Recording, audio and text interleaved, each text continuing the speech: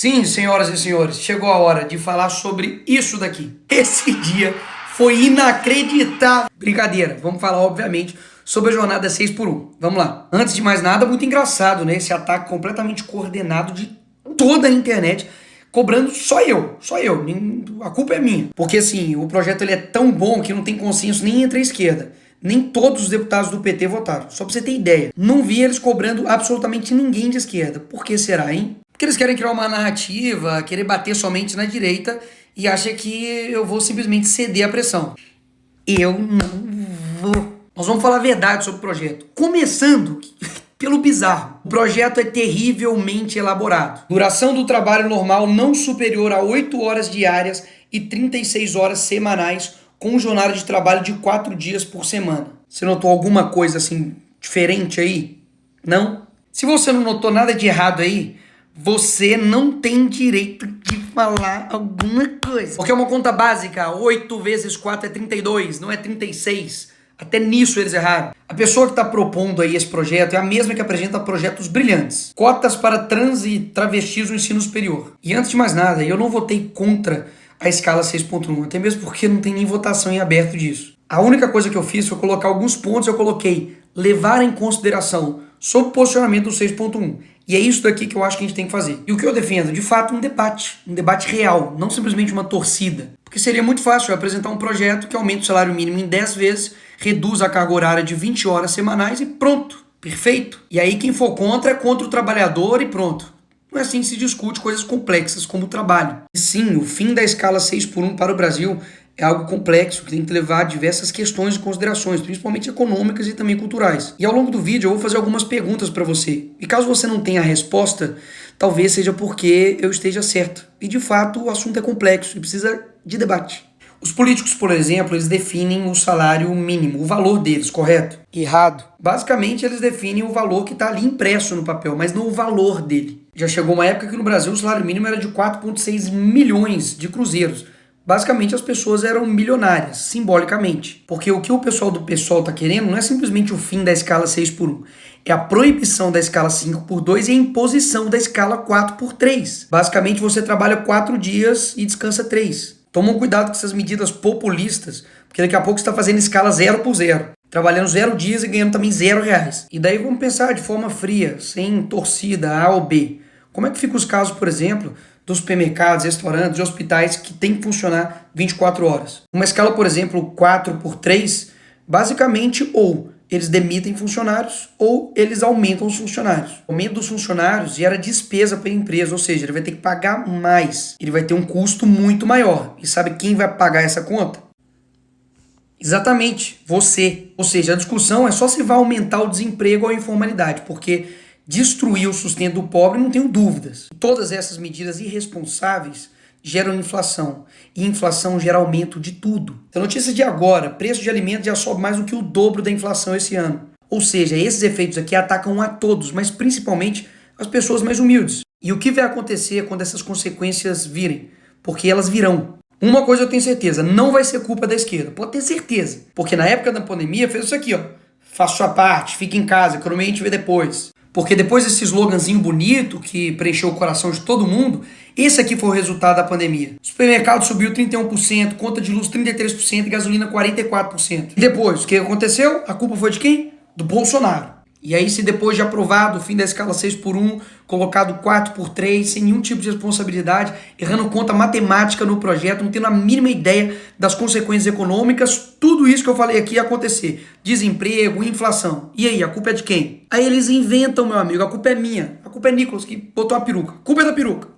Aí depois que você escolher um alvo, é só criar a narrativa. Para isso, umas pitadas de manchetes compradas, efeito peruca. Fome e desemprego se alastra no país. Uma gotinha de páginas de fofoca para poder te queimar. Urgente, peruca de Nicolas destrói famílias e economia no Brasil. Qual a sua opinião? E por fim, uma colher de tiktokers que não sabem de nada te detonando. Sobre o Nicolas Ferreira e a peruca destruidora. Voilá, pronto, você tem uma narrativa criada. E eu preciso relembrar isso aqui para você, porque o Partido dos Trabalhadores, a esquerda que ama o trabalhador, simplesmente se lixou para você, trabalhador, durante a pandemia. Vocês não vão multar, né? Sim, é uma alta de infração. Pelo amor de Deus, não faz isso comigo. A gente vai fechar aqui. Não faz isso, por favor, moça. A senhora é mãe de família. Pelo amor de Deus, tudo que eu tinha eu coloquei aqui. Pelo amor de Deus, que é isso? Ou seja, na hora de enfrentar as consequências mirabolantes da esquerda, não é o Lula, o deputado que vai enfrentar, é você. E eu não tô defendendo o trabalhador, não é de agora não, e nem com um discursozinho para poder ganhar voto não. Inclusive vários vereadores que são a favor do lockdown estão se arriscando para vir trabalhar aqui na Câmara. Mas o trabalhador não pode se arriscar para levar o pão para dentro de casa. Então é muito fácil ter o salário em dia, certinho, e impedindo o trabalhador de trabalhar. Inclusive, eu lanço aqui uma campanha. Político que é a favor de lockdown, adote um desempregado e pague as contas dele. Obrigado, presidente. Essa época escancarou para todo mundo o tanto que eles estão se lixando para você. E agora eles são os únicos preocupados com os trabalhadores. Entenda, a esquerda faz de tudo pro voto. Tudo. E amam vender um discurso fácil. Para de comprar isso, que o Brasil vai para frente. Vai por mim. Mas vamos continuar. Será que esse pessoal realmente está preocupado com o dinheiro público, que é o seu dinheiro? Vamos ver. 1,5 milhão tá quase de fundo, que é o seu dinheiro, basicamente sendo usado para poder financiar a campanha política. Glauber Braga aí também, ó, que fez desafio para os bolsonaristas, dá só uma olhada também. Quase também 1,5 milhão também, ó, do PSOL, Partido Socialismo e Liberdade. Gasto seu dinheiro da forma que eu quero. E essa galerinha que fala que a gente não trabalha, etc. Fazendo um rápido comparativo aqui entre o Glauber, que apresentou 120 propostas e 0 relatadas, eu tenho 205 e 2 relatadas. Ou seja, eles amam os números, falar de projetos, etc e tal. Tá aí os números. Eu, inclusive, tenho 30 projetos de leis apresentados, que eu vou postar no meu Instagram agora, pode ir lá ver. E não tenho nenhuma falta em plenário. 0. Ou seja, aqui vai um ponto interessante.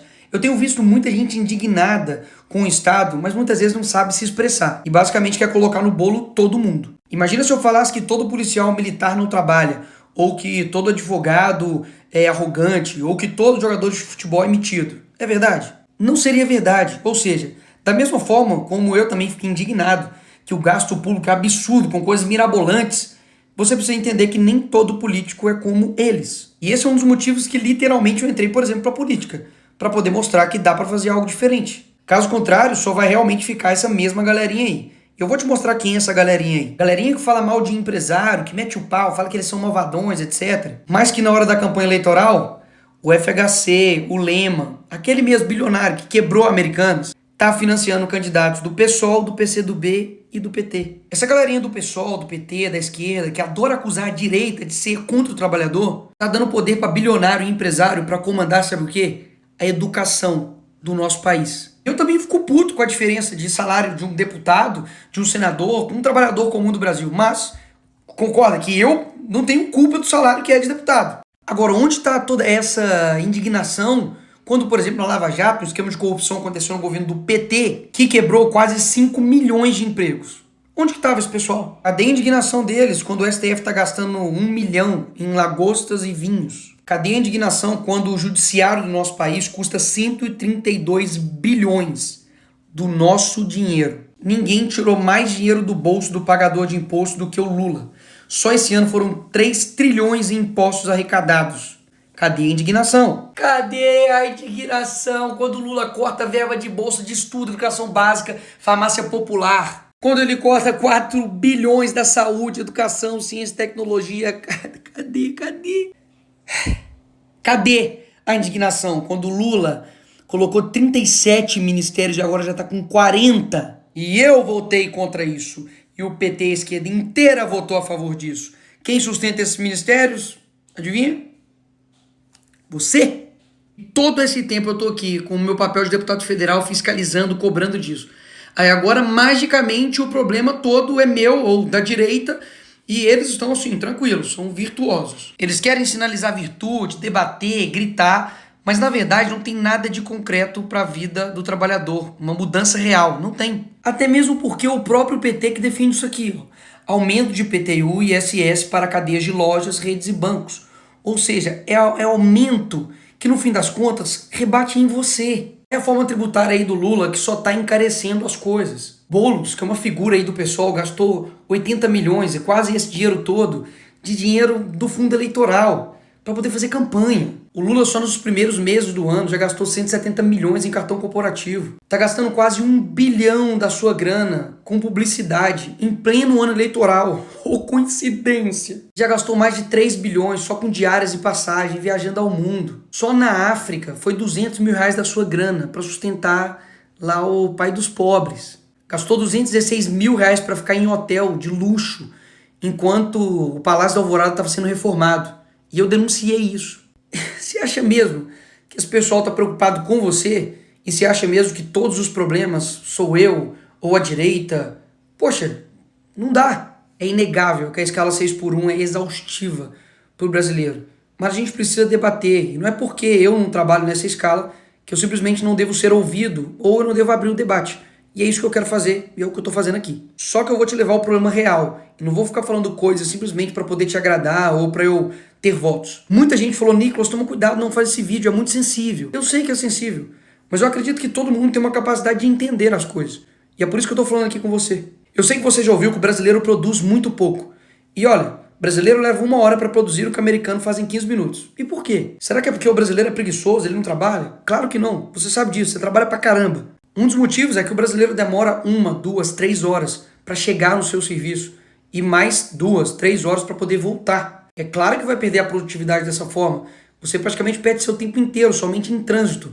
Só que esse tipo de coisa acaba passando batido. Porque a gente está tão acostumado com um transporte público de merda desse que, enfim, ficou normal. A criminalidade atrapalha também a produtividade do brasileiro. Porque afinal de contas, ele está lá parado no ponto de ônibus e vê um bandido e rouba o celular dele, que ele dividiu em 12, em 30 vezes. Se ele passa mal, lascou. O cara fica lá 8, 12, 1, 2 dias parado para poder ter uma consulta. Quando chove, a rua da sua cidade fica dessa forma, uma porcaria. É uma linha de asfalto. Claro que isso também atrapalha a produtividade. Se você tem um carro, você vai ter gastos com ele, porque não tem carro que sobreviva a isso aqui. E gradativamente dessa forma, durante o seu dia você não percebe. Mas o Estado ele tá te ferrando. Então eu concordo, o debate é muito mais do que simplesmente direita e esquerda.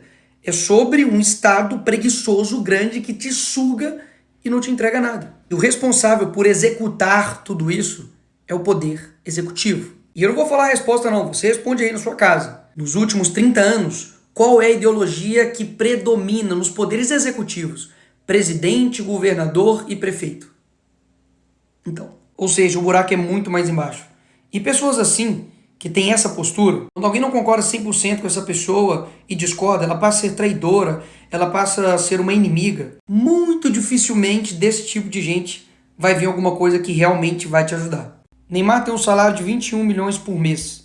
Temos aqui derrotar o Bolsonaro e taxar as grandes fortunas. Esse tipo de gente que vai te ajudar? Sério mesmo. Gente que fala mal do Neymar, tô brincando, mas gente que tem um pensamento tão esdrúxulo assim, que basicamente tem um ódio, tem uma raiva de empresários, de quem gera emprego, de quem gera renda. E na verdade ele é um hipócrita que se coloca em defesa dos trabalhadores, mas que simplesmente tanto o seu partido, ou o partido que está na presidência, o PT, nada faz por eles. Propostas tão esdrúxulas que fez 8 vezes 4 virar 36. E pode falar, o que quebra o empresário não é pagar o salário do trabalhador, INSS, 13º, férias, não. É a quantidade de impostos que o empresário tem que pagar. A gente quer que todo mundo ganhe nesse país. O problema é que o empresário é explorado pelo Estado, ele acaba também explorando o trabalhador e todo mundo se ferra. E o resultado disso, basicamente em 20 anos o empresário quebra e o trabalhador fica pobre durante 50 anos. E eu sei a pergunta que você está fazendo e o que dá para fazer? É possível, por exemplo, mudar o modelo de contratação, de pagamento por hora, de 20, de 30, de 40, 50 horas. Mas isso, obviamente, vai esbarrar em diversas questões burocráticas trabalhistas, que está na CLT. Desonerar a folha para todos ou dar incentivo fiscal a empresas que acabarem com 6x1 ou 5x2. Enfim, dá para fazer muita coisa. E é isso que eu e vários deputados têm feito, trabalhando para poder entregar algo de fato plausível. E não somente uma oferta fantasiosa para poder te agradar. Isso dá para fazer. O que não dá é jogar o debate para esse nível. Se os empresários são tão bons, trabalhem eles mesmos em suas empresas. Isso nem é o mais bizarro desse post. 751 curtidas de pessoas. Eu espero realmente que você tenha visto esse vídeo até aqui. E se você viu até aqui, muito obrigado.